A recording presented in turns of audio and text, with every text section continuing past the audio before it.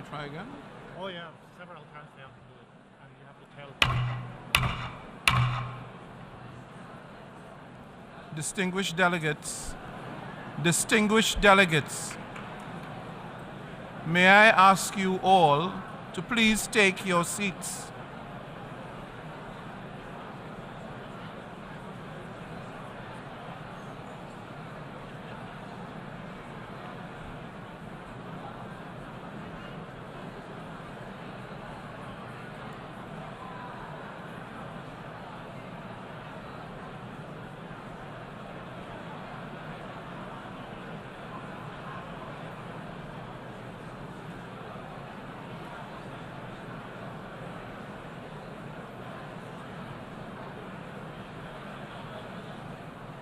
Let's try again, Mr. President.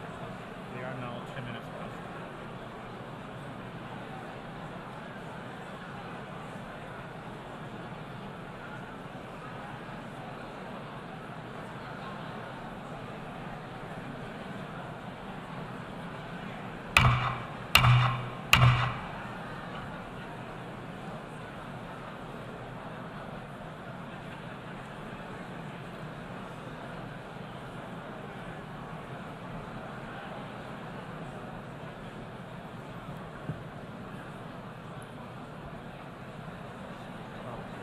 Yes.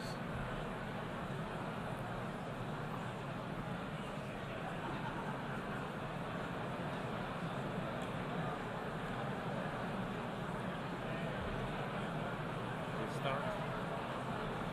If we don't start, I think that's going to continue. We're 3 minutes past? Yeah, it's 4 minutes past already. 4 minutes past.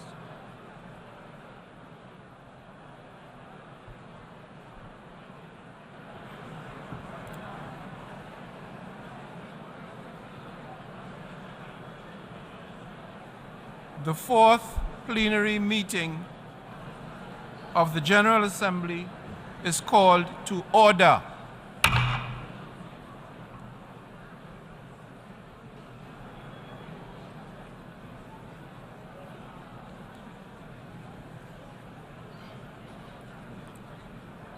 Before proceeding to the general debate, as announced in the journal, the General Assembly will hear an introduction by the Secretary General of his annual report on the work of the organization, issued as document A/78/1 under agenda item 110 in accordance with Resolution 51/241. I now give the floor to the Secretary General of the United Nations, His Excellency Antonio Guterres.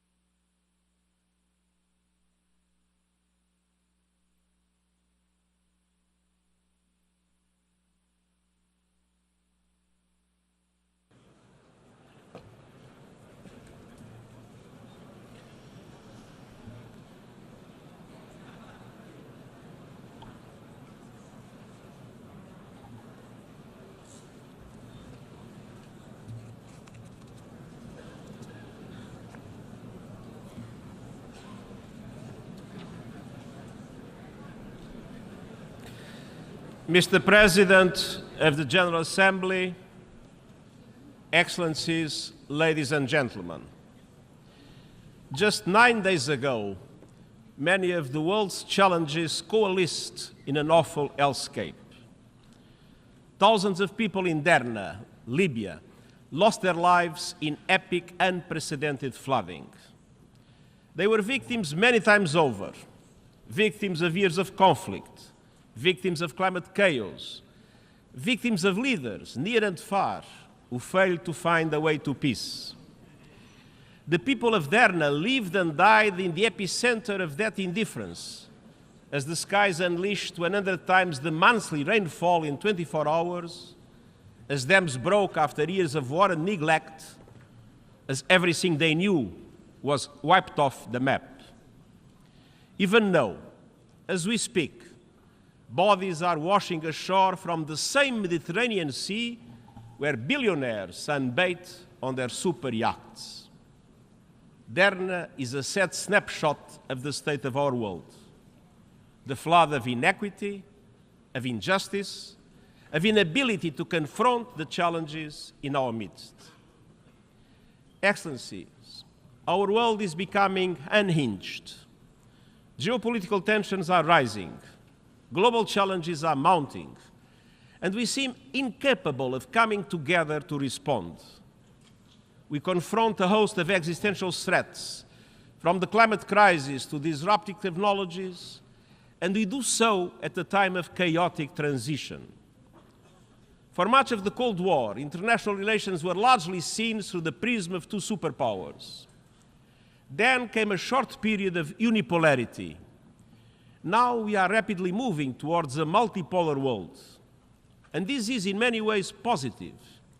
It brings new opportunities for justice and balance in international relations. But multipolarity alone cannot guarantee peace. At the beginning of the 20th century, Europe had numerous powers. It was truly multipolar, but it lacked robust multilateral institutions, and the result was World War I. A multipolar world needs strong and effective multilateral institutions. Yet, global governance is stuck in time. Look no further than the United Nations Security Council and the Bretton Woods system. They reflect the political and economic realities of 1945, when many countries in this assembly hall were still under colonial domination. The world has changed. Our institutions have not. We cannot effectively address problems as they are if institutions do not reflect the world as it is. Instead of solving problems, they risk becoming part of the problem. And indeed, divides are deepening.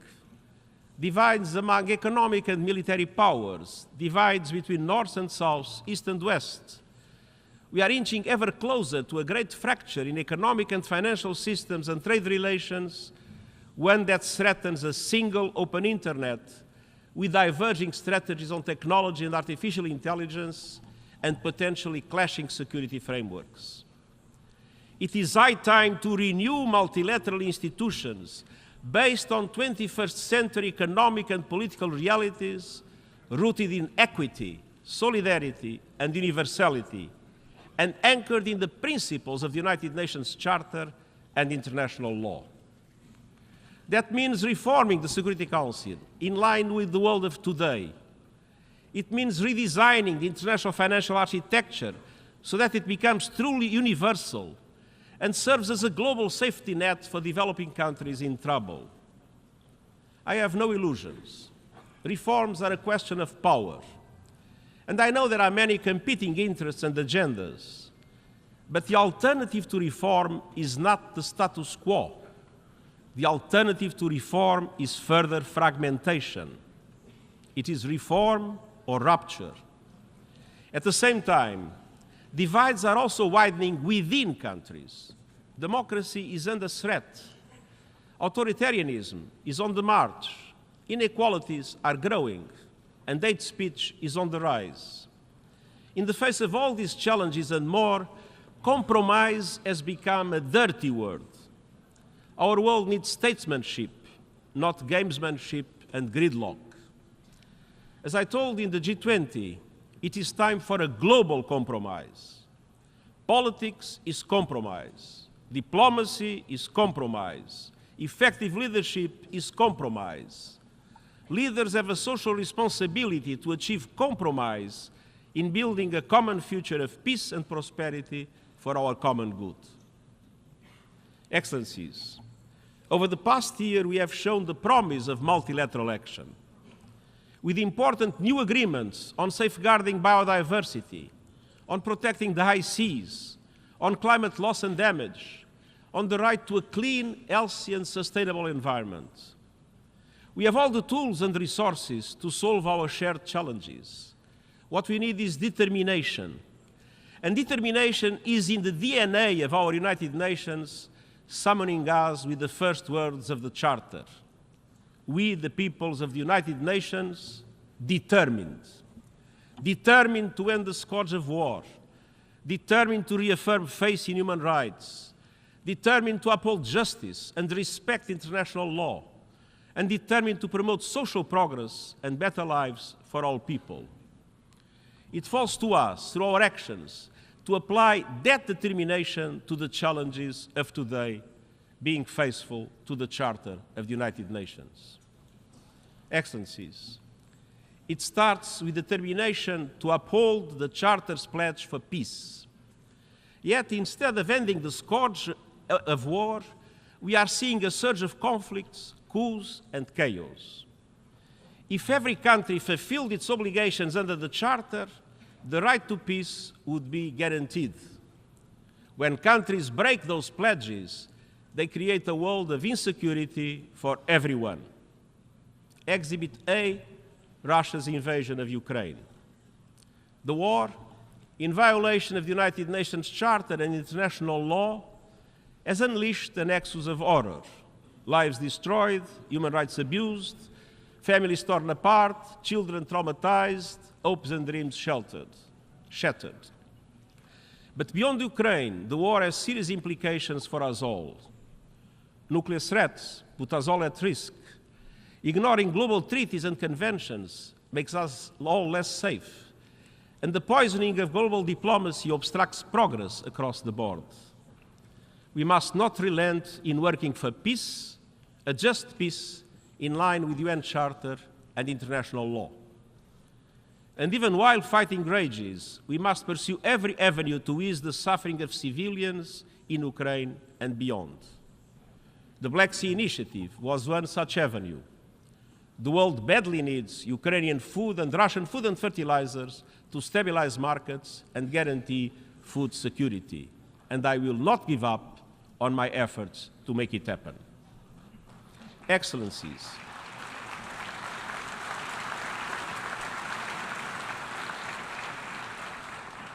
Excellencies, around the globe, old tensions fester while new risks emerge.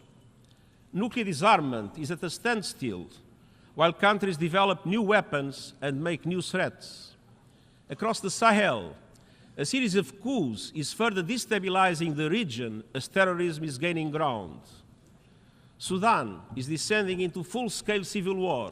Millions have fled, and the country risks splitting apart. In Eastern Democratic Republic of the Congo, millions are displaced, and gender-based violence is a horrific daily reality. In Haiti, a country that suffered centuries of colonial exploitation is today overwhelmed by gang violence and still awaits international support. In Afghanistan, a staggering 70% of the population needs humanitarian assistance, with the rights of women and girls systematically denied. In Myanmar, brutal violence, worsening poverty, and repression are crushing hopes for a return to democracy. In the Middle East, escalating violence and bloodshed in the occupied Palestinian territory is taking a terrible toll on civilians. Unilateral actions are intensifying and undermining the possibility of a two-state solution, the only pathway to lasting peace and security for Palestinians and Israelis. Syria remains in ruins, while peace remains remote. And meanwhile, natural disasters are worsening the man-made disaster of conflict. In the face of this mounting crisis, the global humanitarian system is on the verge of collapse. Needs are rising, and funding is drying up. Our humanitarian operations are being forced to make massive cuts. But if we don't feed the hungry, we are feeding conflict. And I urge all countries to step up and to fund fully our global humanitarian appeal. Excellencies, the peace and security architecture is under unprecedented strain. That is why, in the context of the preparations for the Summit of the Future, we put forward ideas for the consideration of member states for a new agenda for peace based on the Charter and international law. It provides a unifying vision to address existing and new threats for a world in transition.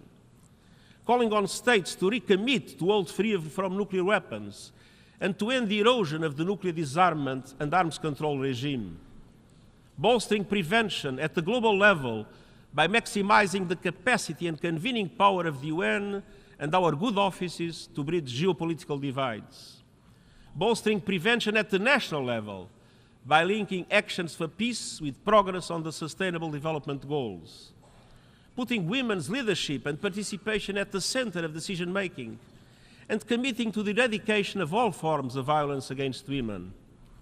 Calling for a broad-based reflection on peacekeeping and make it nimbler and more adaptable with forward-looking transition and exit strategies from the start. And supporting peace enforcement action by regional organizations, notably the African Union, with Security Council clear mandates and predictable funding.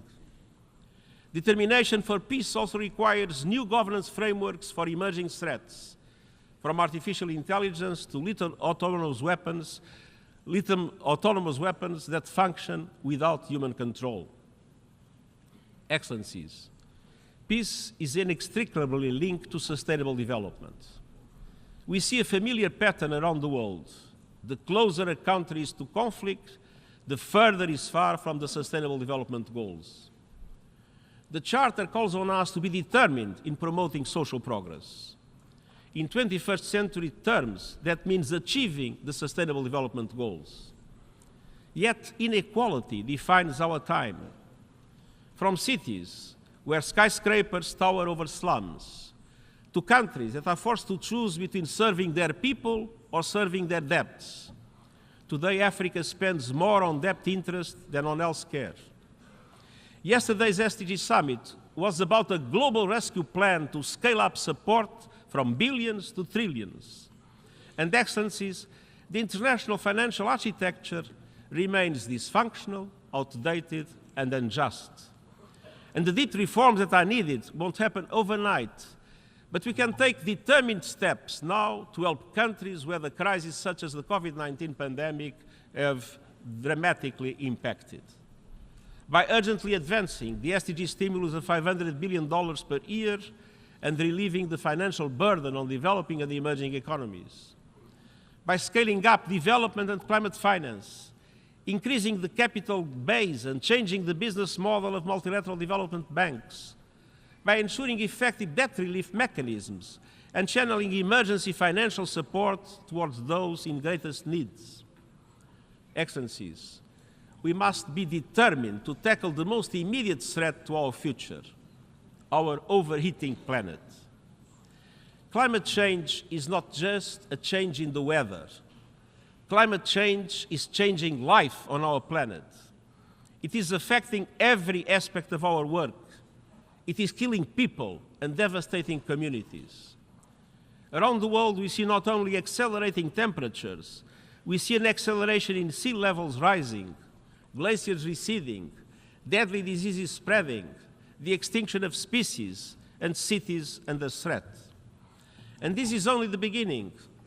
We have just survived the hottest days, the hottest months, and the hottest summer on the books. Behind every broken record are broken economies, broken lives, and whole nations at the breaking point. Every continent, every region, and every country is feeling the heat. But I'm not sure all leaders are feeling that heat. Actions are falling abysmally short. There is still time to keep rising temperatures within the 1.5-degree limits of the Paris Agreement, but that requires drastic steps now to cut greenhouse gas emissions and to ensure climate justice for those who did least to cause the crisis but are paying the highest price. We have the receipts. G20 countries are responsible for 80% of greenhouse emissions. They must lead. They must break their addiction to fossil fuels, stop new coal, and indeed the International Energy Agency's findings that new oil and gas licensing by them is incompatible with keeping the 1.5-degree limit alive. To stand a fighting chance of limiting global temperature rise, we must phase out coal, oil and gas in a fair and equitable way and massively boost renewables. This is the only path to affordable, renewable energy for all. And unfortunately, many still in Africa, mainly in Africa, still lack electricity. So the fossil fuel age has failed. If fossil fuel companies want to be part of the solution, they must lead the transition to renewable energy. No more dirty production. No more fake solutions. No more bankrolling climate denial. I have laid out a climate solidarity pact in which all big emitters are asked to make extra efforts to cut emissions, and wealthier countries support emerging economies with finance and technology to do so. For example, Africa has 60% of the world's solar capacity, but just 2% of renewable investments. And I've also put forward an acceleration agenda to supercharge these efforts. Developed countries must reach net zero as close as possible to 2040, and emerging economies as close as possible to 2050, in line with common but differentiated responsibilities. And immediate steps include an end to coal by 2030 for OECD countries and 2040 for the rest of the world. An end to fossil fuel subsidies and the price on carbon. Developed countries must also finally deliver the $100 billion for developing country climate action as promised, double adaptation finance by 2025 as promised, and replenish the Green Climate Fund as promised. And all countries must work to operationalize the Loss and Damage Fund this year and ensure universal early warning coverage by 2027. Tomorrow, I will welcome credible first movers and doers to our Climate Ambition Summit. And COP28 is around the corner. Climate chaos is breaking new records, but we cannot afford the same old broken record of scapegoating and waiting for others to move first. And to all those working, marching, and championing real climate action, I want you to know that you are on the right side of history and that I am with you. I won't give up this fight of our lives. Excellences. Excellencies.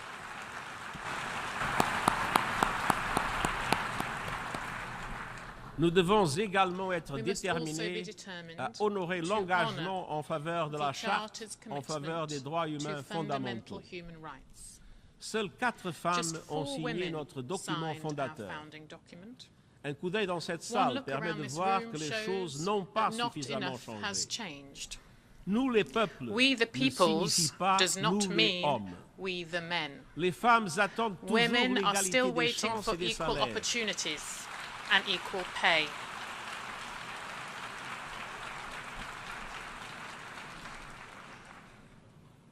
Les femmes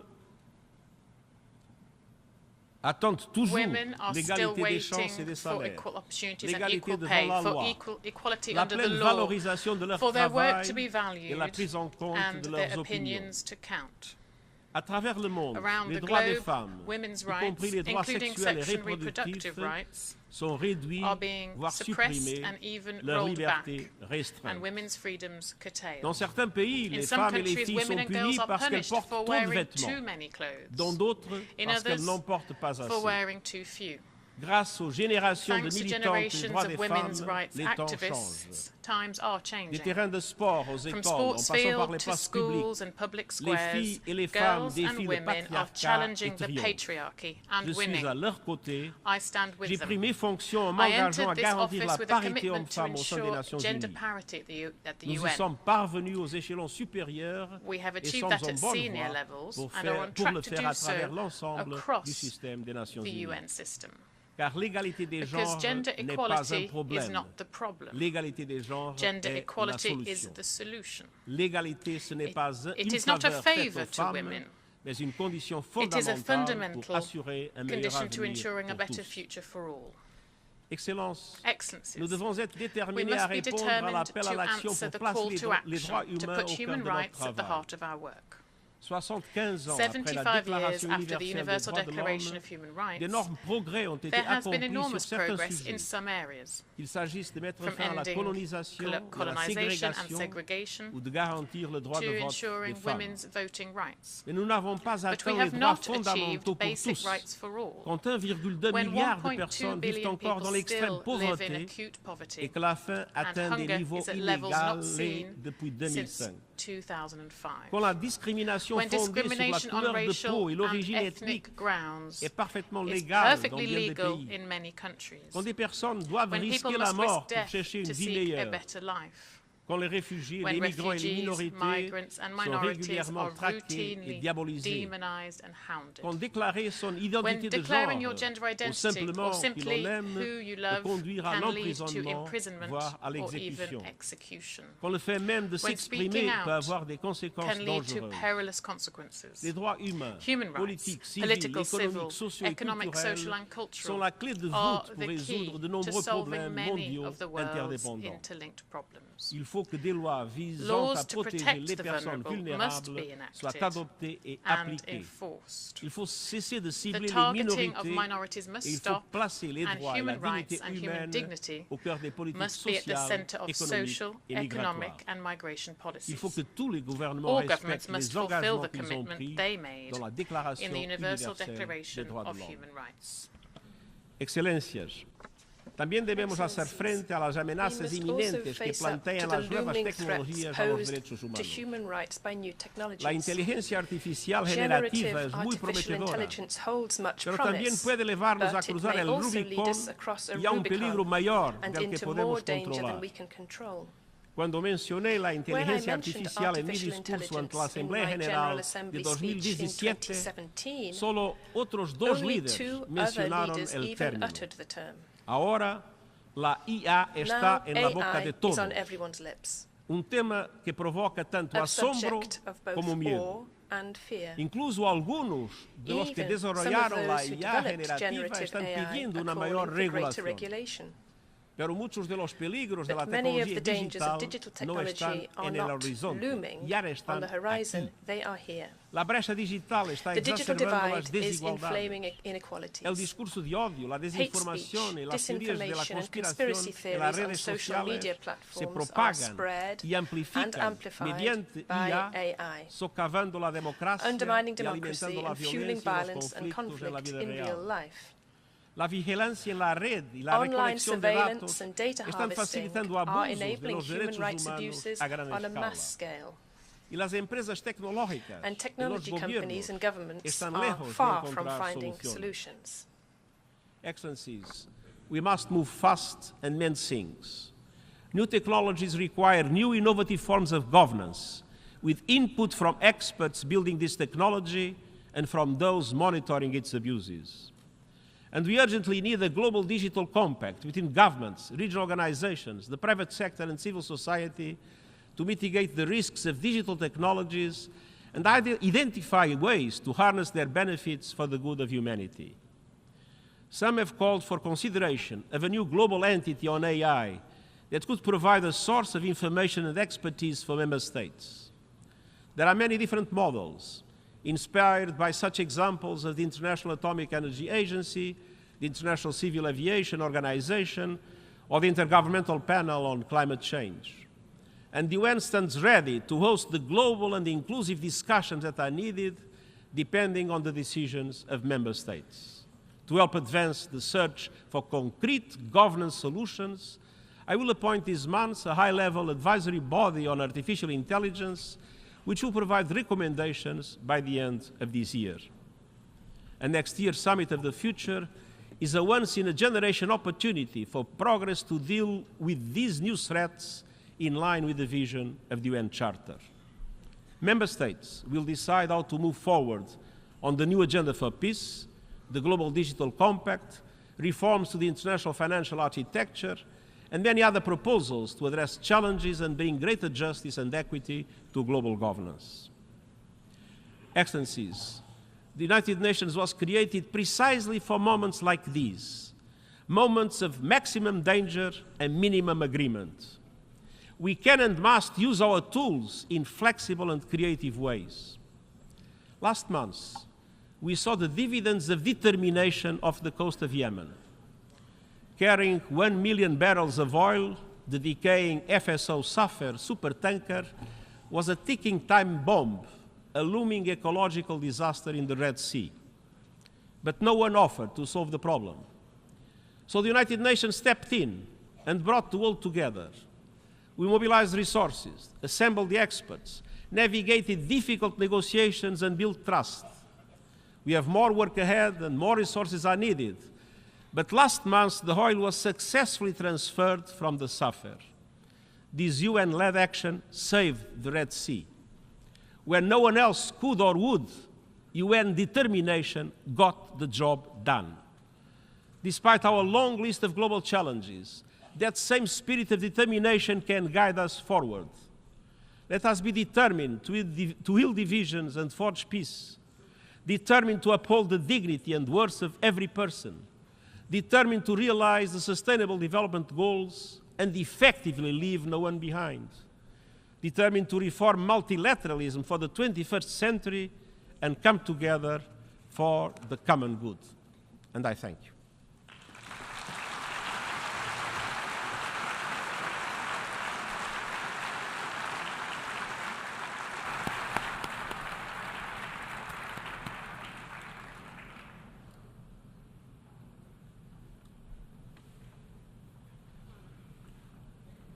I thank the Secretary General. The Assembly will now turn to Agenda Item 8, entitled General Debate.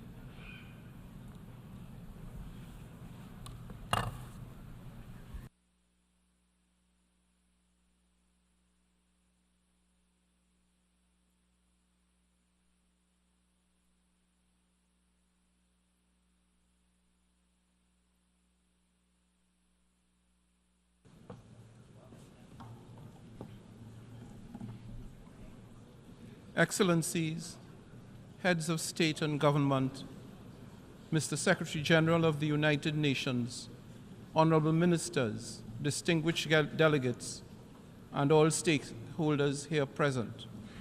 Good morning. It is my honor and privilege as President of the United Nations General Assembly to welcome you to this hall for the opening of the general debate of the 78th session. Allow me to acknowledge in our midst today several presidents, former presidents of the General Assembly, including His Excellency Han Sang-soo, former Prime Minister of Korea, who served as President of the 56th session of the Assembly, and who now sits as Chair of the UN Council of Former Presidents of the General Assembly. Together, this Assembly Hall and this rostrum stand as a living testament to multilateralism and to the extraordinary role and compelling influence of the United Nations over the 75 years of its existence. It is a unique and truly global platform for debate, dialogue, and problem solving through multilateral diplomacy.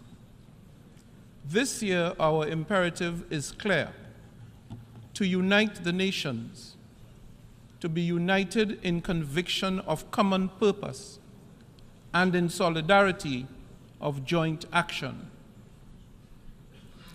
Excellencies, such a common coordinated approach is needed now as much as at any point in our history. War, climate change, debt, energy and food crises, poverty and famine. These crises are directly impacting the lives and well-being of billions of people around the world. They are rolling back decades of hard-won development gains and thus condemning millions to lifelong intergenerational poverty and hardship. It is at times like these that we must search deep within to find our better selves and our common humanity that impels us to meet the moment. I therefore implore you Let us use this forum for that which it was intended. Let us listen and learn. Let us rebuild trust and reignite global solidarity.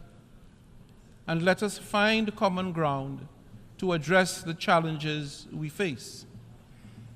In the words of the late, great Madeleine Albright, if the UN did not exist, we would have to invent it. We are fortunate, therefore, that it does indeed exist. Let us therefore make full and effective use of this unparalleled resource. Excellencies, this message is all the more important in light of the continued violation of the territorial integrity and sovereignty of a fellow member of the United Nations, Ukraine. That horrendous war has unleashed untold suffering and destroyed countless families, communities, and lives. Its cascading impacts has also spooked many developing countries in far-flung corners of the globe, unleashing acute shortages of essential commodities, triggering food insecurity and volatility in energy prices. It has even revived the unconscionable threat of nuclear war. We all want this war to end. It is an affront to everything that this organization and the UN Charter stands for. We need just and sustainable peace in Ukraine and elsewhere in the world, in line with international law and with the UN Charter. Peace must also be given a chance in other parts of the globe, from Africa to the Middle East.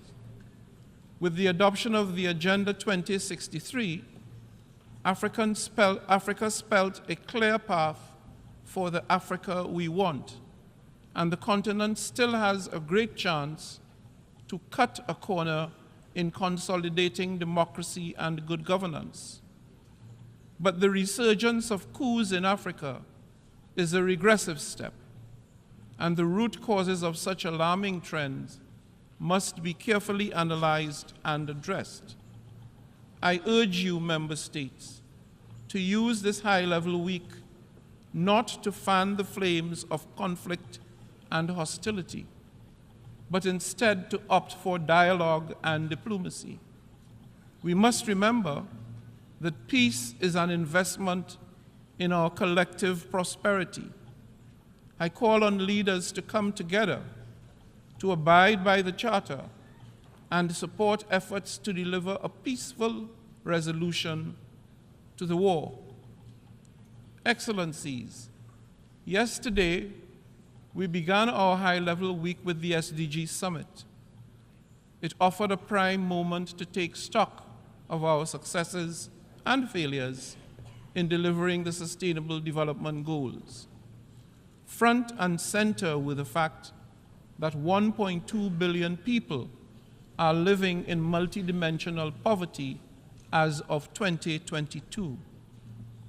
While some progress has been made on the goals, the summit is being convened in a context where there have been unacceptable delays and rollbacks. Let me be clear, we do not have the luxury of excuses, nor are we absolved of our responsibilities.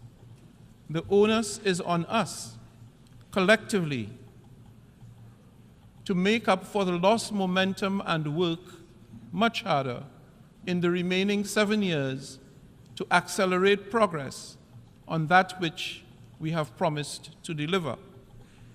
The commitment to action presented at the summit should therefore be the tailwind to regain lost ground and supercharge implementation.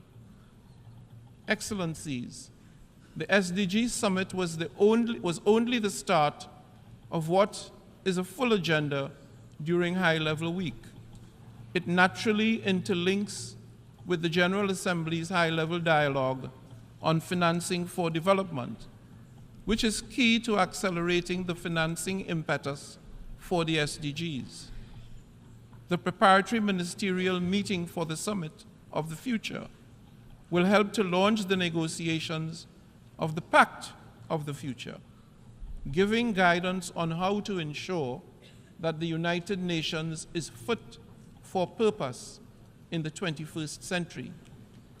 It will give member states the opportunity to come together and to transform our shared future.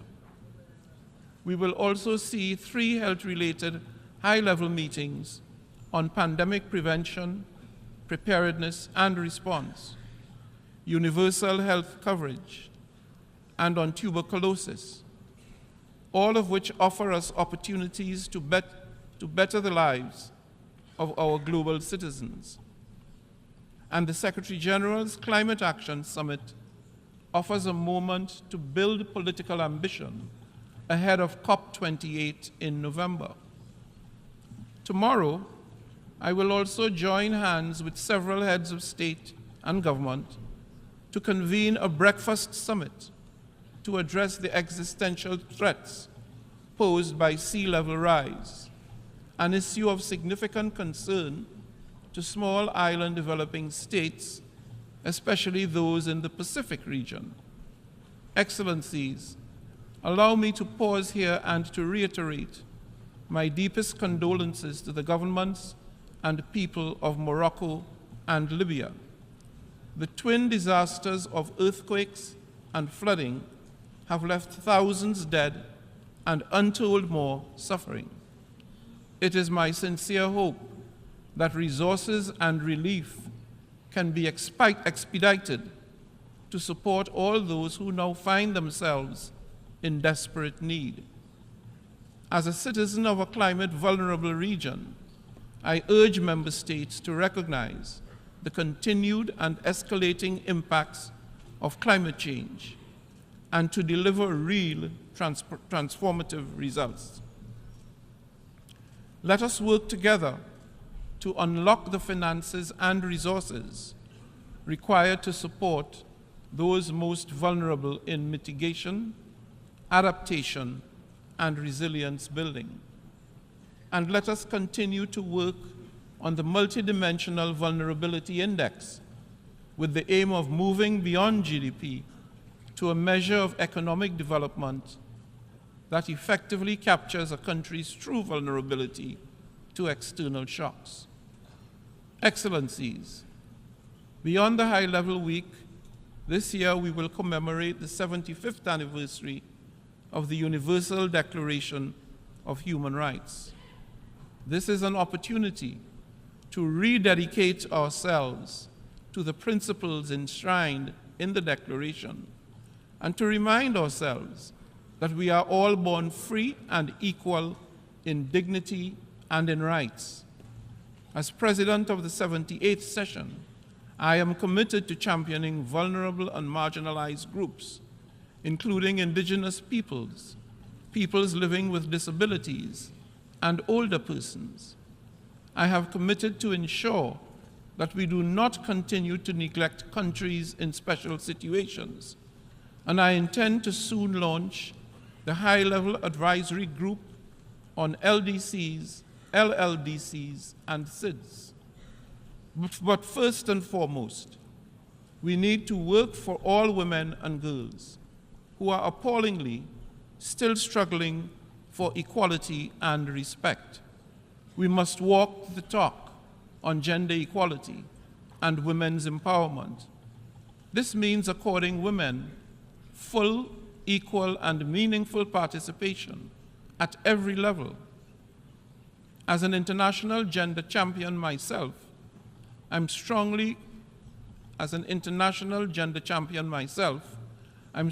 committed to promoting gender equality and women's empowerment. And I have appointed a special envoy and special advisor on gender equality and women's empowerment to assist me in this endeavor.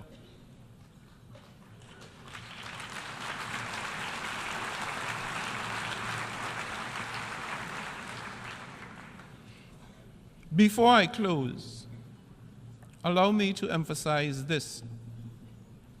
Despite the many and complex challenges we face, we do have the capacity to effect change, consequential change. We can make a meaningful difference to the lives of billions of people, if we so choose. We do not lack capacity.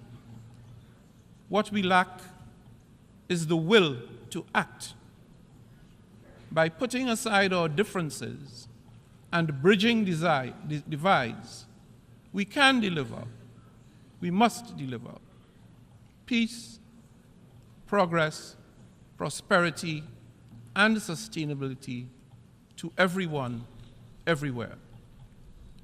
So let us step up and take action now.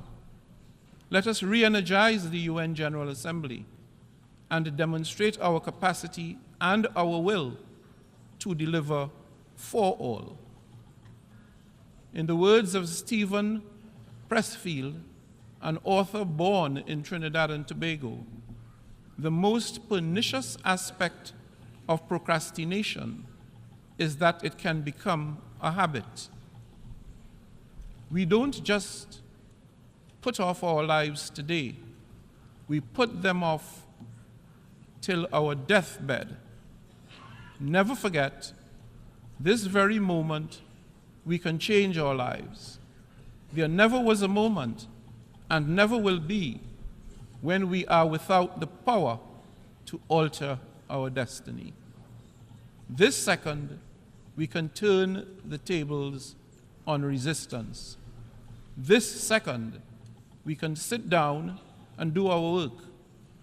Excellencies, I thank you once again for your support to me and my presidency, and I wish you fruitful, productive, and healthy debate in the coming days. I thank you.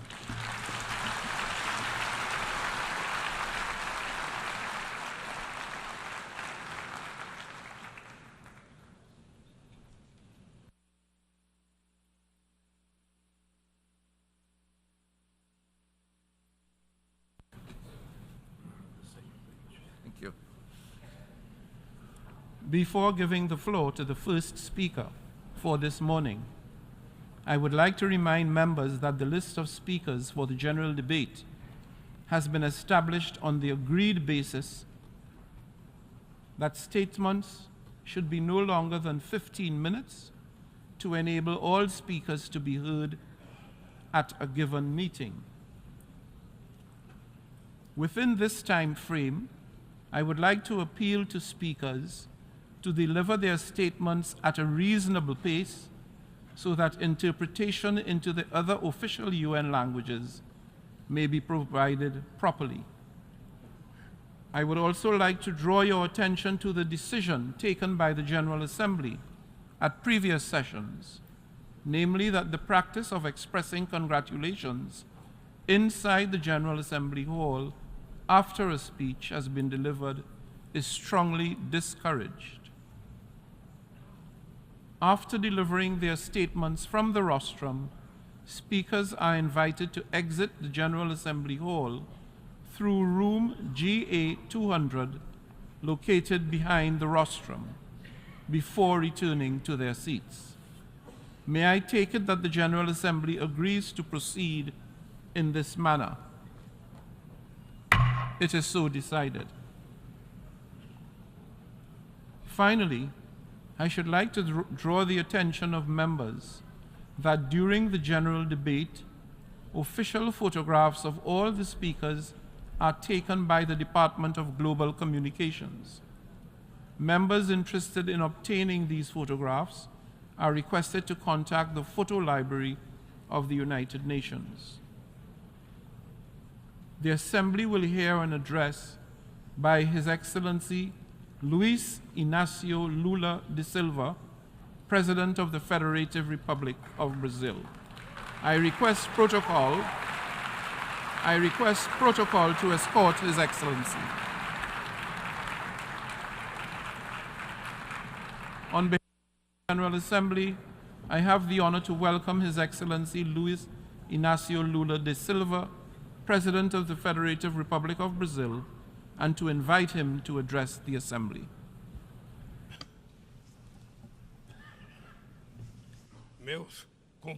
My greetings to the President of the General Assembly, Ambassador Denis Francis from Trinidad and Tobago. It's a great pleasure to be preceded by the United Nations Secretary-General Antonio Guterres. I greet each of the heads of state and government and delegates present. I pay homage to our compatriot Sergio Vieira de Mello and 21 other employees of this organization, victims of the brutal attack in Baghdad 20 years ago. I also wish to express my condolences to the victims of the earthquake in Morocco and the storms that hit Libya. Like what happened recently in the state of Rio Grande do Sul in my country, these tragedies have claimed lives and caused irreparable losses. Our thoughts and prayers are with all the victims and their families. Ladies and gentlemen, exactly 20 years ago, I stood on this rostrum for the first time and said, on that September 23rd, 2003, my first words before this World Parliament to be of confidence in the human capacity to overcome challenges and evolve towards superior forms of coexistence. I return today to say that I maintain my unshakable trust in humanity. At that time, the world had not yet realized the severity of the climate crisis. Today, it knocks on our doors, destroys our homes, our cities, our countries, kills and imposes losses and suffering on our brothers, especially the poorest. Hunger, the central theme of my speech at this World Parliament 20 years ago, today affects 735 million human beings who will go to sleep tonight without knowing if they'll have anything to eat tomorrow. The world is increasingly unequal. The 10 richest billionaires have more wealth than the poorest 40% of humanity. The destiny of every child born on this planet seems to be decided while they're still in their mother's womb. The part of the world where their parents live and the social class their family belongs to will determine whether or not that child will have opportunities throughout life. Whether they will eat at every meal or whether they will be denied the right to eat breakfast, lunch, and dinner every day. Whether they will have access to health care or whether they will fall to diseases that could have already been eradicated. Whether they will finish school and get a quality job or whether they will become part of the countless of unemployed, underemployed, and discouraged people. First of all, we must overcome resignation, which makes us accept such unfairness as a natural phenomenon. To overcome inequality, there's a lack of political will from those who govern the world in order to overcome inequality. Ladies and gentlemen, if today I return in the honorable capacity of President of Brazil, it is thanks to the victory won by democracy in my country. Democracy ensured that we overcame hate, misinformation, and oppression. Hope, once again, has won over fear. Our mission is to unite Brazil and rebuild a sovereign, fair, sustainable, supportive, with solidarity, generous, and a joyful country. Brazil is finding itself again with itself, with our region, with the world, and multilateralism. As I never tire of repeating, Brazil is back. Our country is back to make its due contributions in facing the major global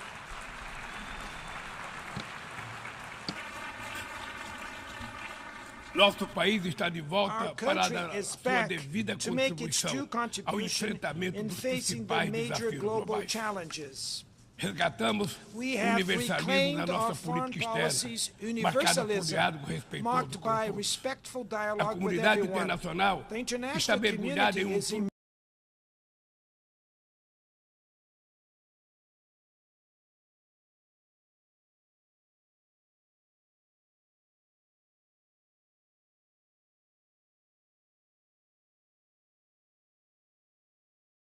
committed to continuing their support with a focus on the top three priorities of air defense, artillery, and mech and armor.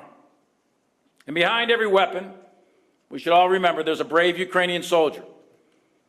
And their resolve is equally unwavering. Their courage is extraordinary. And through the many different phases of this war, although we have provided training and equipment, it is they, the Ukrainian people and their military, that have suffered the most in their need to be free. And as President Biden and Secretary Austin have said many, many times over, we, the United States, will continue to provide support to Ukraine for as long as it takes. Today was my last Ukrainian Defense Contact Group meeting before I retire. And my tenure may be ending, but the mission for this group continues until the end state of a free and sovereign Ukraine is attained. This group's success hinges not on any single individual, but on the unified commitment and the values of all of our collective nations. The end goal remains crystal clear. Support Ukraine until Putin's unwarranted, illegal, and ruinous war of choice comes to an end. Our commitment to Ukraine as a free, independent, and sovereign nation with its territory intact remains as ironclad as ever. Nations across the world have come together to support Ukraine in their fight for sovereignty against this unprovoked aggression. And that commitment is not just about the present.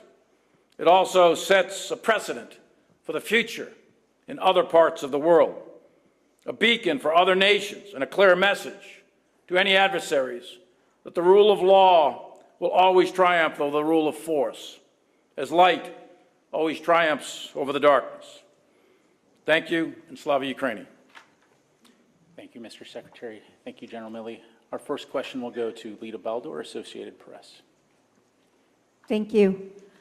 Mr. Secretary, to you, you mentioned very specifically air defenses and the need for them in your remarks a couple times today.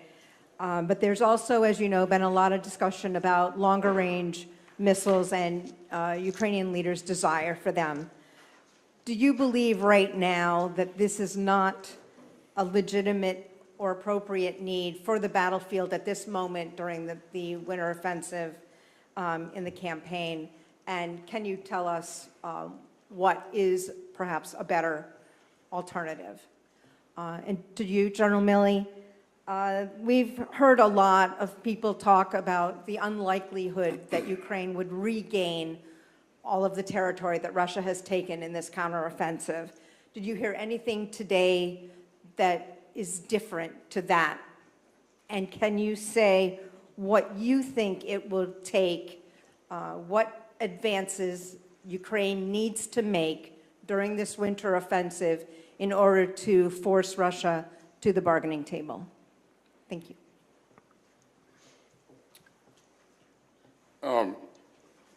Thanks, Lita. In terms of whether or not that request is a legitimate request, you know, I won't endeavor to evaluate Ukraine's request. If they requested it, they believe that they need it. What we have been focused on and what we remain focused on is what Ukraine's most urgent needs are. You know, you heard General Milley and I months ago talk about the pressing need for air defense capability. And while Russia had at that point not started doing what you've seen them do over the last several months, we knew that this was possibly coming. And so we hustled to get as much air defense capability and artillery platforms and capability as possible. And that's paid dividends. That continues to be a pressing need, Lita, for the Ukrainian forces. And we are committed to doing everything that we possibly can to make sure that they can be successful in this current fight. And as you heard me say earlier, we're also building for the future simultaneously. So, and I think we've done a credible job of getting some air defense capability, but there's much more work to be done, and that's the message that we conveyed to our colleagues earlier today, and I have every belief that they will go back and dig a bit deeper. So, Leader, a couple of comments. One is, you asked how long will this take? Nobody knows that. It's impossible to predict the exact lengths of time of wars. Wars are an interaction between two competing political wills to assert their will on the other by the use of organized violence. I mean, that's what the essence of war is all about. So when, in this case, when the end state that's been defined by the allied nations of the coalition that's supporting Ukraine and by President Zelenskyj is met, that's when the war will end. When Ukraine is a free, independent, sovereign country with their territory intact, that's when the war will end. The Ukrainian people, in my mind, will fight until that end state's achieved. The Ukrainian people have been free and independent since 1991. So if you're my age, I'm 65, you're my age, you were in your 30s when you became free and independent. If you're in your 50s, you were in your 20s, and probably participated in some of that. And if you're 40 or below, your military age sort of thing, out there on the front line, you've known nothing, basically, in your adult life except a free and independent sovereign Ukraine. The Ukrainian people are going to fight. They're going to fight until they achieve that end state. Of that, I have zero doubt. And I think that Russia has made one of the greatest strategic errors Russia's ever made. They've invaded a country that's been free and independent, and that country's not going to quit until they, too, are free and independent once again. There's about a couple of 100,000 Russian troops that remain in Russian-occupied Ukraine. They've suffered a tremendous amount of casualties in their ground forces over time. I'd be hesitant to put exact numbers on it, but there's various estimates. But they've suffered a tremendous amount, the Russians have, a tremendous amount of casualties. But as you know, President Putin went ahead and did a mobilization last year of a couple 100,000, replaced his losses, and that's who's in those trenches right now. Not extraordinarily well trained, not extraordinarily well led, lots of challenges with sustainment, logistics, and so on, but they're there. And for Ukraine to militarily eject those 200,000 or 300,000 Russian troops that are still there, that's a tough fight. They've liberated 54+% of Ukraine, but there's a lot left to go. So this is a tough fight, a hard fight, and Ukraine is making slow, steady progress every single day towards the end state that has been defined by their president and supported by all of the other international partners. So this fight is not yet over. The fight right now is still got plenty of fighting weather left. And then as you get into the winter, the grounds will get muddy, but then it'll freeze, and there's still, in the conversations I've had, there's no intention whatsoever by the Ukrainians to stop fighting during the winter. They have the strategic initiative right now, and they intend to continue to do that until their end state's achieved. Thank you, gentlemen. Our next question will go to Ute Spannenberger, ARD. Hello. Mr. Secretary, here in Ramstein, Ukraine is receiving lots of support at the UN General Assembly and within the Republican Party in your country. This is not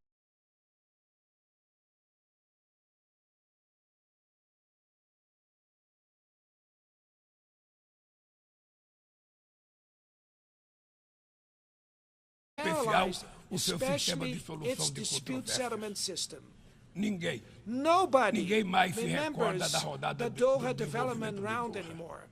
In the meantime, unemployment and precarious work has been undermining people's confidence in better times, especially the youth.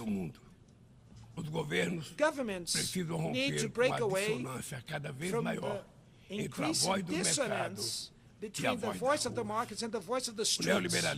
Neoliberalism has aggravated the economic and political inequality that plagues democracies today. Its legacy is a mass of disenfranchised and excluded people. Amidst the wreck, far-right adventures emerge who deny politics and sell solutions that are easy as they are wrong. Many have fallen to the temptation of replacing failed neoliberalism with primitive, conservative, and authoritarian nationalism.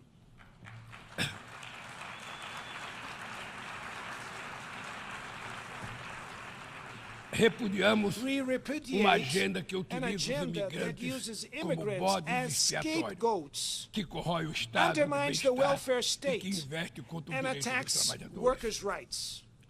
Precisamos resgatar as melhores tradições humanistas que inspiraram a criação da ONU. Políticas ativas de inclusão nos planos cultural, educacional e digital são essenciais para a promoção dos valores democráticos e da defesa do Estado de Direito. É fundamental preservar a liberdade press freedom is o essential. jornalista, A como journalist Julian Assange, like Julian não pode Assange ser cannot punido be por punished informar a sociedade de maneira informing society in a transparente e transparent legítima. and legitimate way.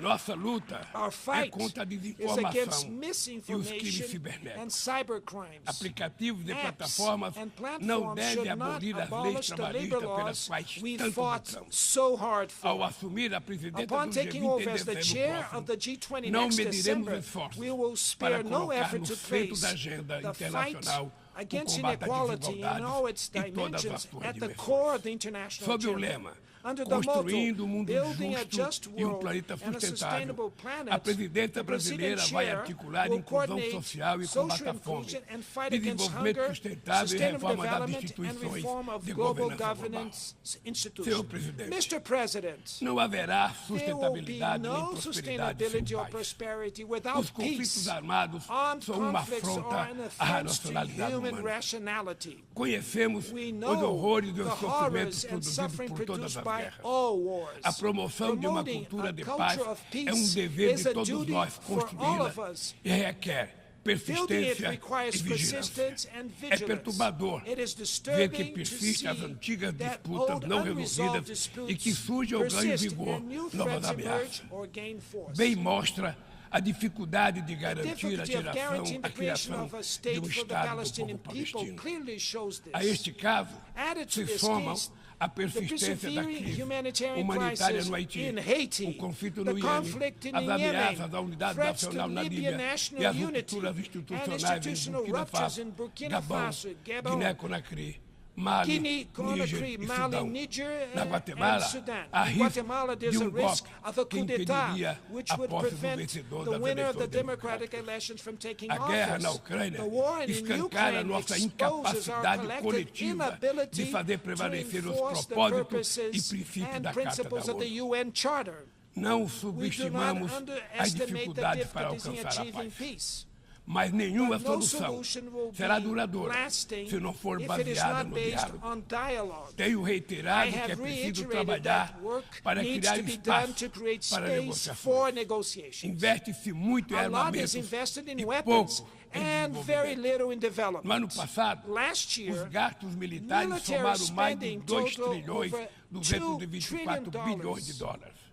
As despesas com armas Expenditures nucleares chegaram a on nuclear weapons 83 reached bilhões de dólares, $83 billion, valor a value 20 vezes 20 superior times ao higher orçamento than the regular da regular ONU. UN budget. Estabilidade Stability e and segurança security não will serão not be alcançadas achieved onde há where there exclusão is social social e exclusion and desigualdade. inequality. A ONU The UN nasceu para ser was a casa born do to be the entendimento home e of do diálogo. understanding and dialogue. A comunidade The internacional international community precisa escolher. must choose. De um lado, On one está a hand, ampliação there dos is the conflitos, expansion of o aprofundamento conflicts, das the furthering of desigualdades inequalities, e a and erosão the do erosion Estado of de the Direito. rule of law. Do outro, On the a other, renovação the renewing das of instituições multilateral multilaterais institutions dedicadas à dedicated to promoção da paz. promoting peace. As sanções Unilateral unilaterais sanctions causam cause grande great prejuízo à harm to the população dos population países of affected afetados. countries. Além In de não addition alcançarem to not seus achieving their alegados alleged objetivos, goals, they hinder the dificultam os mediation processos and de prevention mediação, processes prevenção e resolução and the pacífica peaceful de conflitos. resolution of conflicts. O Brasil Brazil seguirá will continue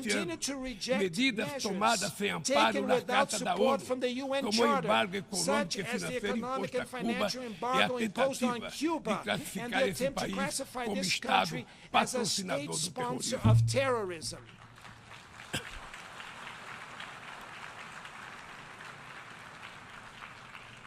We shall continue to criticize any attempts to divide the world into zones of influence and reviving the Cold War.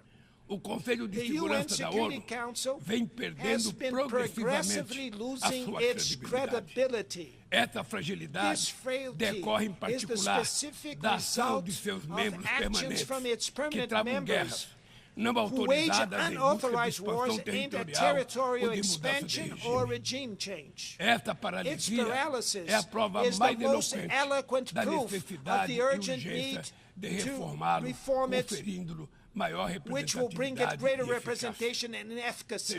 Ladies and gentlemen, inequalities needs to inspire outrage over hunger, poverty, war, disrespect for human beings. Moved by the power of outrage, we may act willingly and unwavering in fighting inequality and effectively transforming the world around us.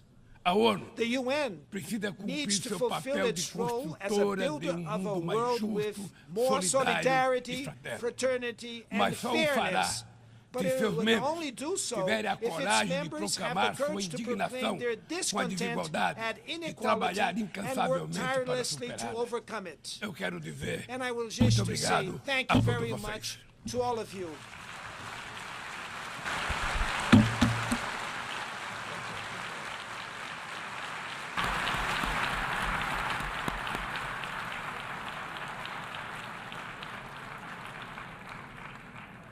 On behalf of the Assembly, I wish to thank the President of the Federative Republic of Brazil for the statement just made, and I request protocol to escort His Excellency.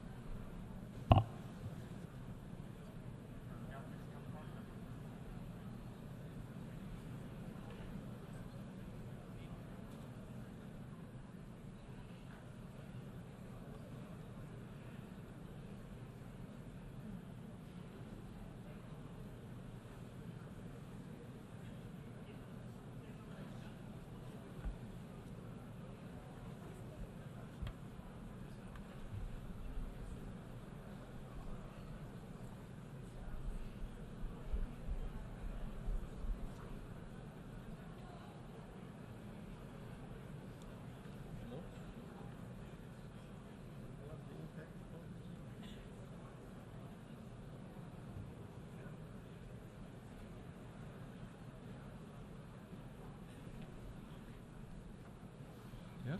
Yes. Was there any live? Was there any single live? Yeah. The Assembly will hear an address from His Excellency Joseph R. Biden, Jr., President of the United States. I request protocol to escort His Excellency.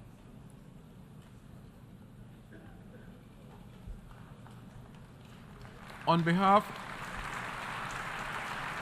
of the General Assembly, I have the honor to welcome His Excellency Joseph R. Biden, Jr., President of the United States of America, and I invite him to address the Assembly. Mr. President, Mr. Secretary General, my fellow leaders. About a week ago, I stood on the other side of the world, in Vietnam, on soil once bloody with war. And I met a small group of veterans, Americans and Vietnamese, who witnessed, and I watched the exchange of personal artifacts from that war, identification cards and a diary. It was deeply moving to see the reaction of the Vietnamese and American soldiers.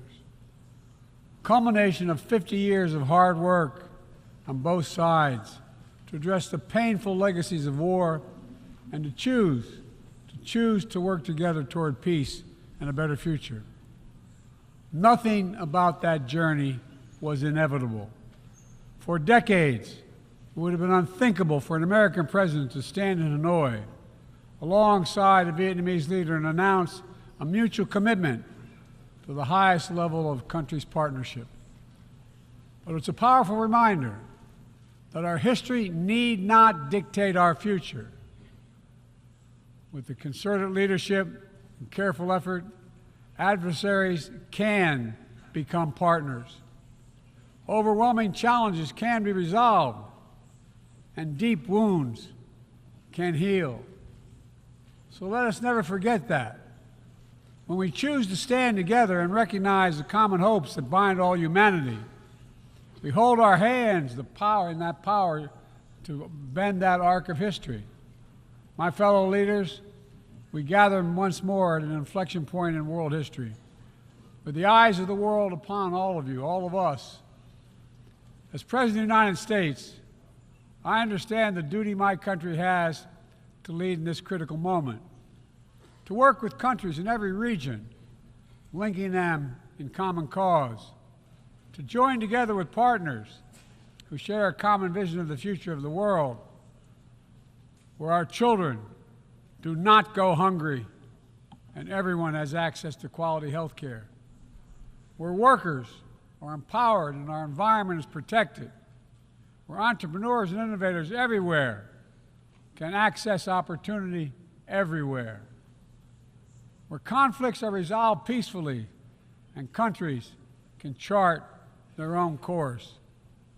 The United States seeks a more secure, more prosperous, more equitable world for all people, because we know our future is bound to yours. Let me repeat that again. We know our future is bound to yours. And no nation can meet the challenges of today alone. The generations that preceded us organized this body, the United Nations, and built international financial institutions and multilateral and regional bodies to help take on the challenges of their time. It wasn't always perfect. But working together, the world made some remarkable and undeniable progress that improved the lives of all people. We avoided the renewal of global conflict while lifting more than 1 billion people out of extreme poverty. We together expanded access to education for millions of children. We saved tens of millions of lives that would have otherwise been lost to preventable and treatable diseases like measles, malaria, tuberculosis. HIV/AIDS infections and deaths plummeted, in no small part because of PEPFAR's work in more than 55 countries, saving more than 25 million lives. It's a profound testament to what we can achieve when we act together, when we take on tough challenges, and an admonition for all of us to urgently accelerate our progress so that no one's left behind, because too many people are being left behind. The institutions we built together at the end of the Second World War are an enduring bedrock of our progress. And the United States is committed to sustaining them. And this year, we're proud to rejoin UNESCO. We also recognize that to meet the new challenges of our decades-old institutions and approaches, they must be updated to keep peace with the world. We have to bring in more leadership and capability that exists everywhere, especially from regions that had not always been fully included. We have to grapple with the challenges that are more connected and more complex. And we have to make sure we're delivering for people everywhere, not just somewhere, everywhere. Simply put, the 21st century results are badly needed. They're needed to move us along. That starts with the United Nations, starts right here in this room. In my address to this body last year, I announced the United States will support expanding the Security Council, increasing the number of permanent and non-permanent members. The United States has undertaken serious consultation with many member states and will continue to do our part to push more reform efforts forward, look for points of common ground, and make progress in the year ahead. We need to be able to break the gridlock that too often stymies progress and blocks consensus on the Council. We need more voices, more perspectives at the table. The United Nations must continue to preserve peace, prevent conflict, and alleviate human suffering. And we embrace nations stepping up to lead in new ways and to seek new breakthroughs on hard issues. For example, on Haiti, the Caribbean community is facilitating a dialogue among Haitian society. I thank President Ruto of Kenya, I thank him for his willingness to serve as the lead nation of a UN-backed security support mission. I call on the Security Council to authorize this mission now. The people of Haiti cannot wait much longer. The United States is working across the board to make global institutions more responsive, more effective, and more inclusive. For example, we've taken significant steps to reform and scale up the World Bank, expanding its financing to low and middle-income countries so it can help boost progress toward meeting the Sustainable Development Goals and better address interconnected challenges like climate change and fragility. Under the new president of the World Bank, change is already taking root. Last month, I asked the United States Congress for additional funds to expand World Bank financing by $25 billion. And at the G20, we rallied the major economies of the world to mobilize even more funding. Collectively, we can deliver a transformational boost to World Bank lending. And because the multilateral development banks are among the best tools we have for mobilizing transparent, high-quality investment in developing countries, reforming these institutions can be a game changer. Similarly, we proposed making sure developing countries have a strong voice and representation at the International Monetary Fund. We're going to continue our efforts to reform the World Trade Organization, and preserve competition, openness, transparency, and the rule of law, while at the same time equipping it to better tackle modern-day imperatives like driving the clean energy transition, protecting workers, promoting inclusive and sustainable growth.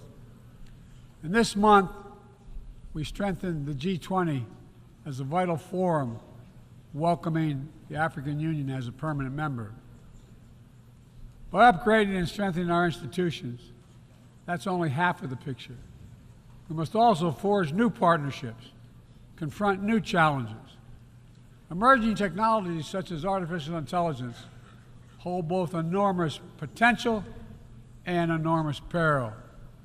We need to be sure they are used as tools of opportunity, not as weapons of oppression. Together with leaders around the world, the United States is working to strengthen rules and policies so AI technologies are safe before they're released to the public. To make sure we govern this technology, not the other way around, having it govern us.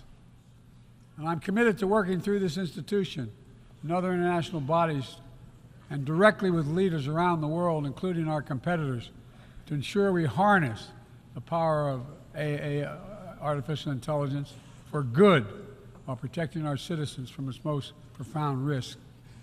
It's going to take all of us, I've been working on this for a while, as many of you have. It's going to take all of us to get this right. In every region of the world, the United States is mobilizing strong alliances, versatile partnerships, common purpose, collective action to bring new approaches to our shared challenges. Here in the Western Hemisphere, we united 21 nations in support of the Los Angeles Declaration on Migration and Protection, launching a region-wide approach to a region-wide challenge to better uphold laws and protect the rights of migrants.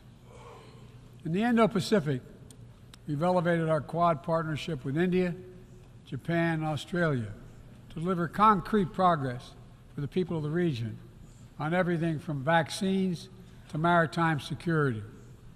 Just yesterday, after 2 consultations in diplomacy, the United States brought together dozens of nations across 4 continents to establish a new partnership for Atlantic cooperation so that the coastal Atlantic countries can better cooperate on science, technology, environmental protection, and sustainable economic development. We brought together nearly 100 countries in a global coalition to counter fentanyl and synthetic drugs to reduce the human cost of this affliction, and it is real.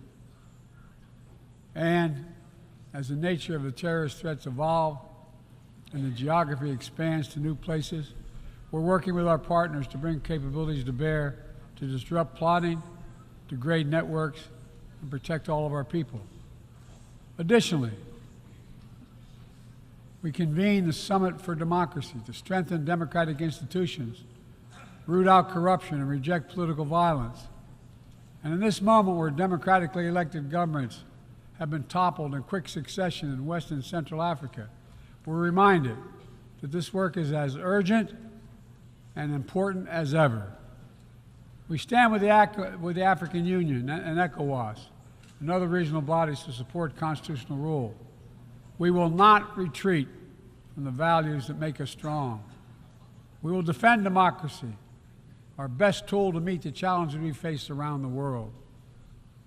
And we're working to show how democracy can deliver in ways that matter to people's lives. The Partnership for Global Infrastructure and Investment addresses the enormous need and opportunity for infrastructure investment in low and middle income countries, particularly in Africa, Latin America, and Southeast Asia.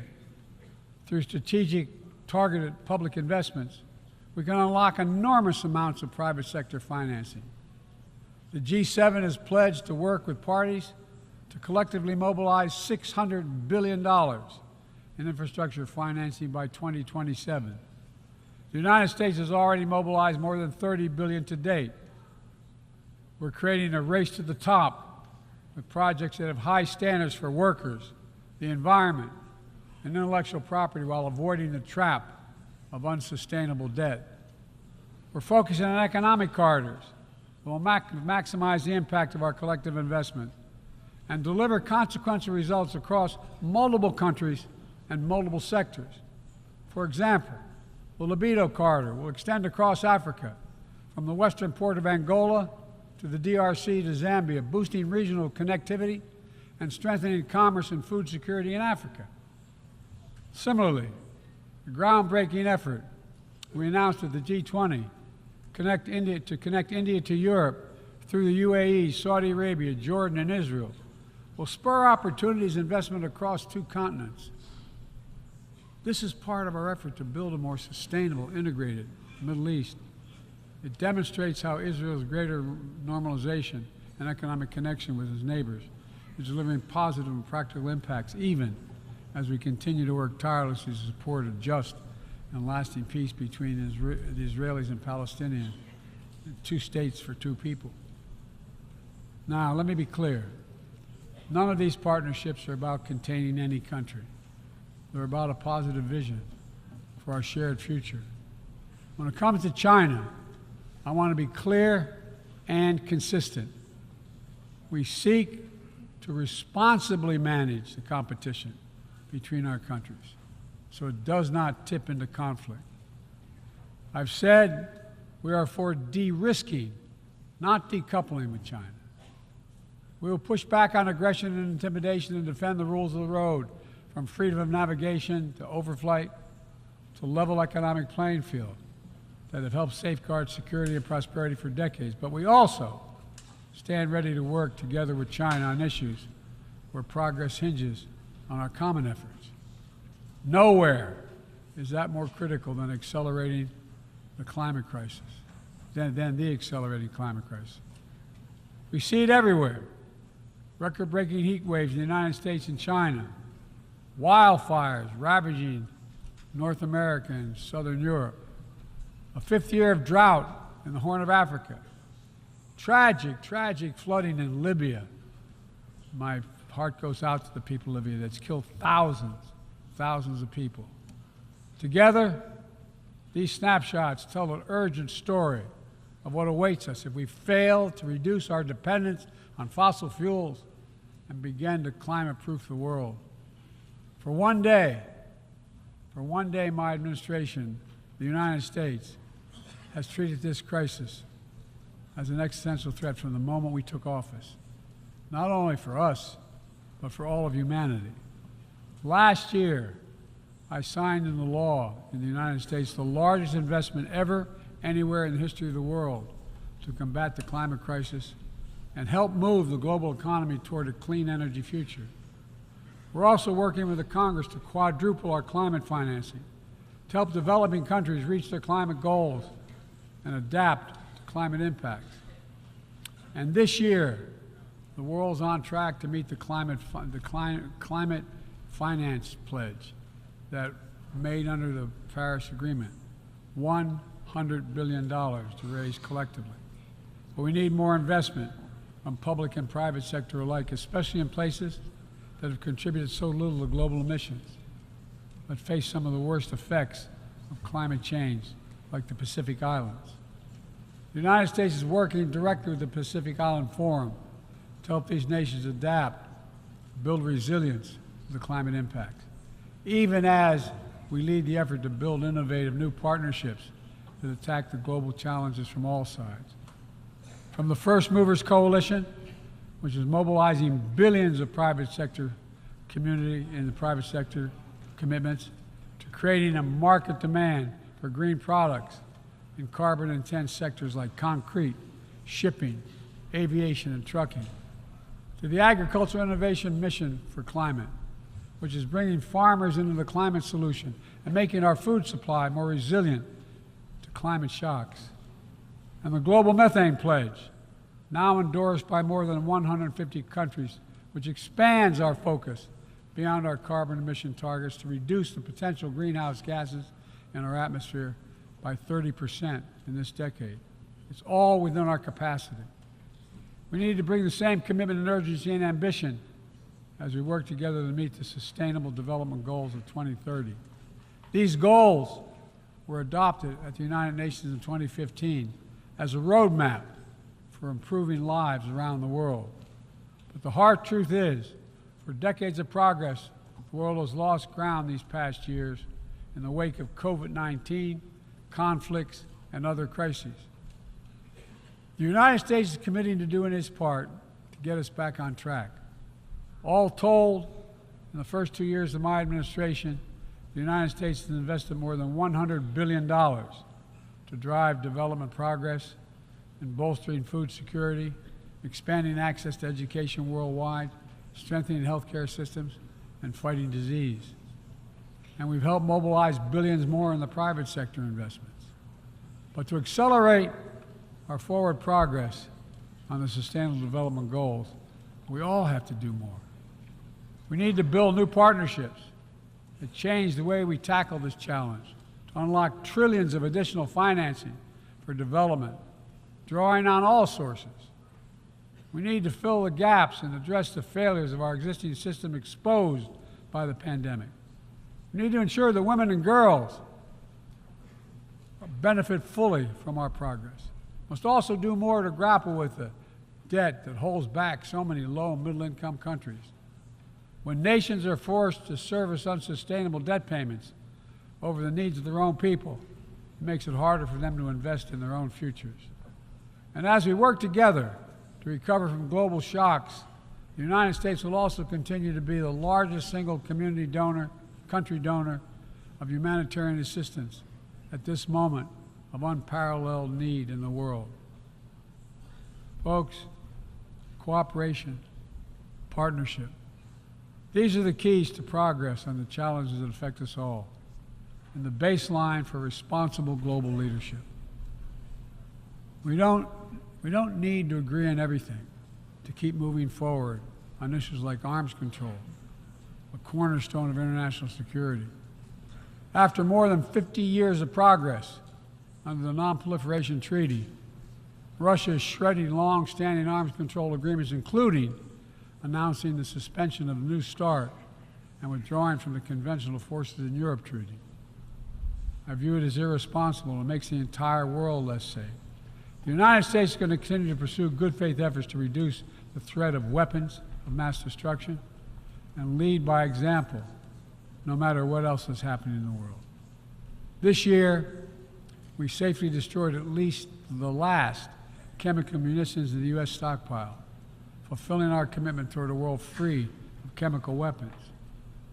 And we condemn the DPRK's continued violation of UN Security Council resolutions, but we are committed to diplomacy that will bring about the denuclearization of the Korean Peninsula.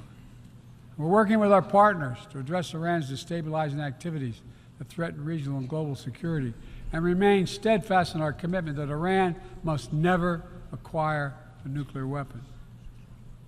Now, even as we evolve our institutions and drive creative new partnerships, let me be clear. Certain principles of our international system are sacrosanct. Sovereignty, territorial integrity, human rights.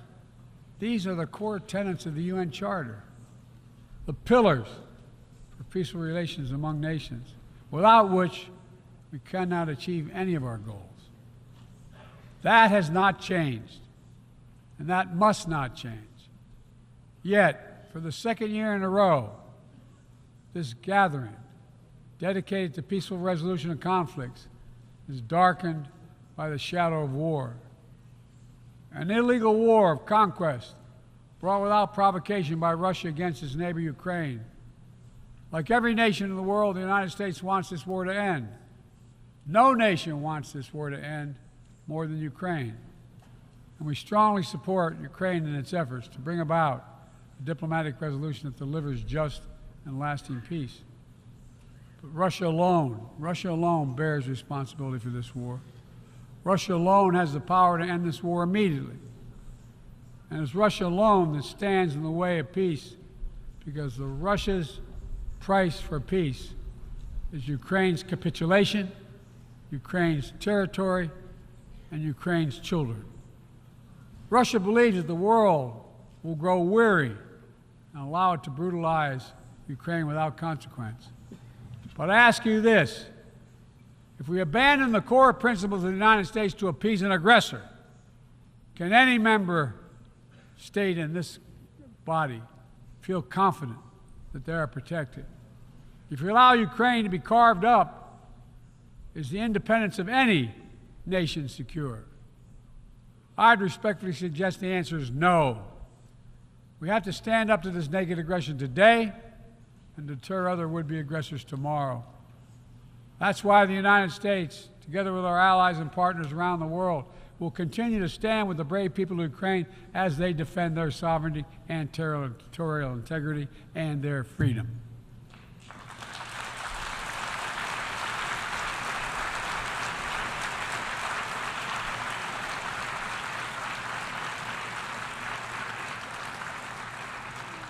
It's not only an investment in Ukraine's future, but in the future of every country that seeks a world governed by basic rules that apply equally to all nations and uphold the rights of every nation, no matter how big or small. Sovereignty, territorial integrity, they are the fixed foundations of this noble body. And universal human rights is its North Star. We cannot sacrifice either. 75 years ago, Universal Declaration of Human Rights captured a remarkable act of collective hope, I say that again, collective hope, drafted by a committee representing different regions, faiths, philosophies, and adopted by the entire General Assembly. The rights contained in the Declaration are elemental and enduring. And while we still struggle to uphold equal and inalienable rights of all, they remain ever steady and ever true. We cannot turn away from abuses, whether in Xinjiang, Tehran, Darfur, or anywhere else. We have to continue working to ensure that women and girls enjoy equal rights and equal participation in their societies, that indigenous groups, racial, ethnic, religious minorities, people with disabilities do not have their potential stifled by systemic discrimination, that the LGBTQI plus people are not prosecuted or targeted with violence because of who they are.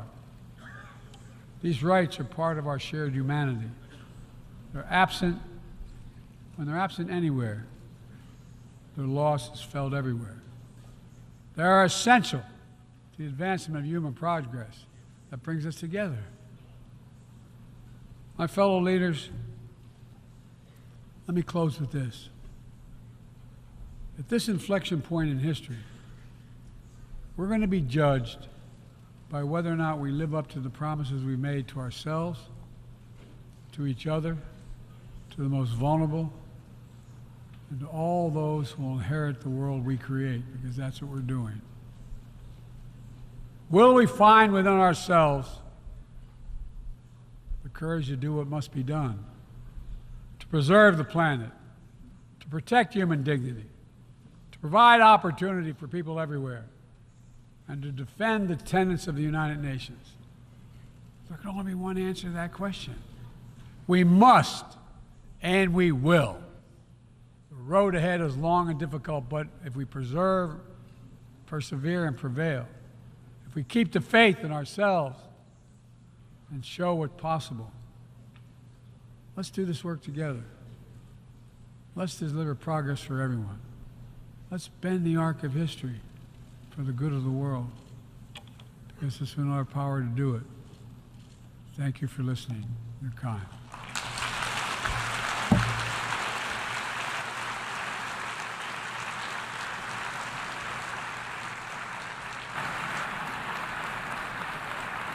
On behalf of the Assembly, I wish to thank the President of the United States of America for the statement just made, and I request protocol to escort His Excellency.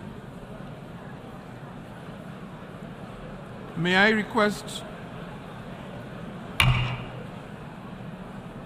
request representatives to remain seated while we suspend the meeting for 5 minutes before resuming to hear the next speaker.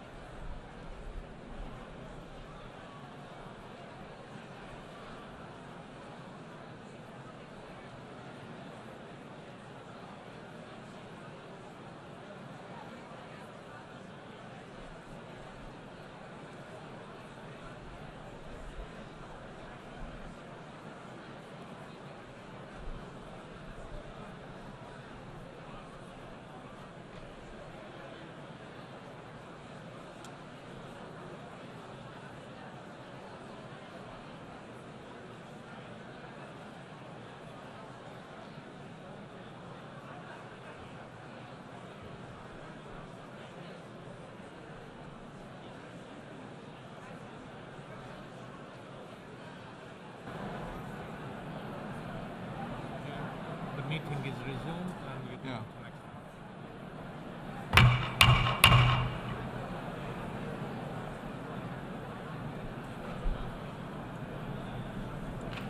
Excellencies, ladies and gentlemen, the meeting is resumed.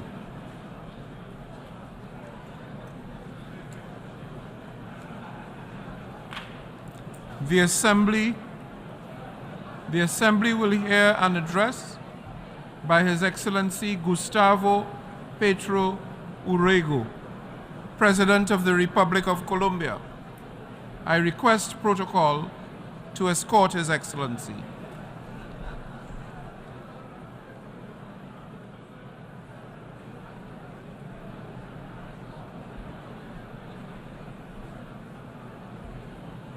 On behalf of the General Assembly, I have the honor to welcome His Excellency Gustavo Petro Urrego, President of the Republic of Colombia, and invite him to address the Assembly.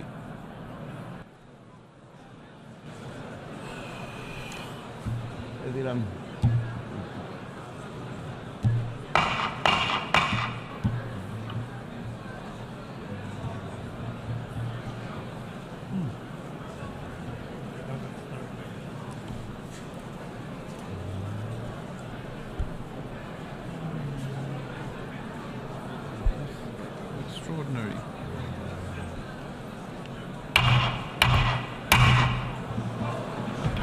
Sorry. Have to repair the gavel.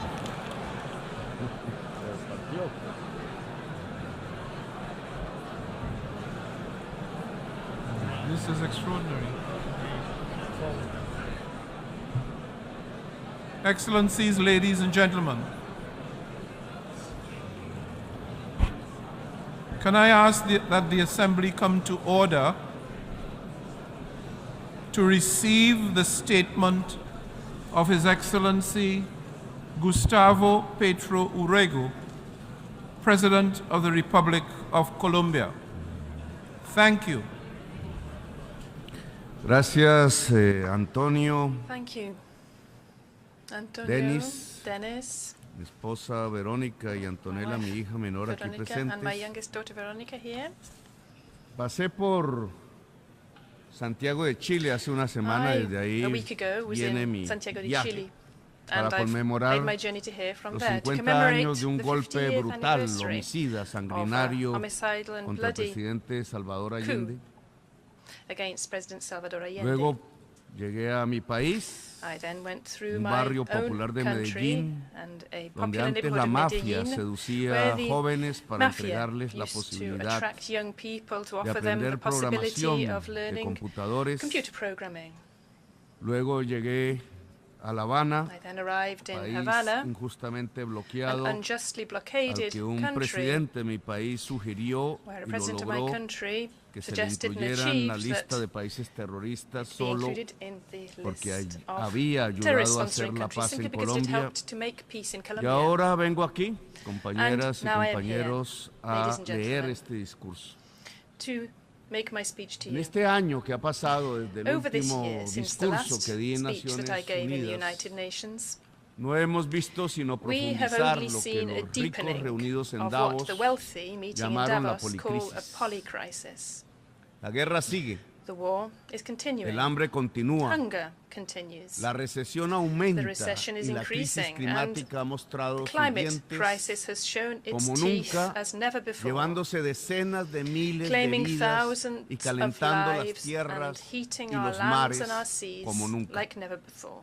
Ha sido un año This en has que la been a humanidad year ha perdido where humanity y ha avanzado has sin been losing titubeos and has los unfailingly tiempos de la hastened the extinción. era of extinction. Todas estas All crisis of son these en crises realidad are, in una, fact, just one la crisis, crisis de la the vida. crisis of life. Pareciera que la dirigencia It mundial seems that world se hubiera leaders have enemistado become con la the vida. enemies of life. La crisis de la vida se The crisis of expresa life is being en un expressed indicador in one aterrador. devastating indicator. Ha iniciado This desde began lejos, at the furthest desde los rincones más corners of alejados the del earth, planeta, desde los últimos lugares, una marcha silenciosa de gentes, de culturas diferentes que se mezclan en los caminos, como en una pintura de infinitos matices. Los colores se van mezclando en una marcha incontenible. Una multitud de todos los colores avanza por trochas, por mares, por selvas. Va configurando una especie de obra de arte en el lienzo de la tierra. Un fluido de tonos, sonidos, de vestimentas diferentes y culturas se amalgaman sin perder sus inicios en una gran marcha del sur al norte.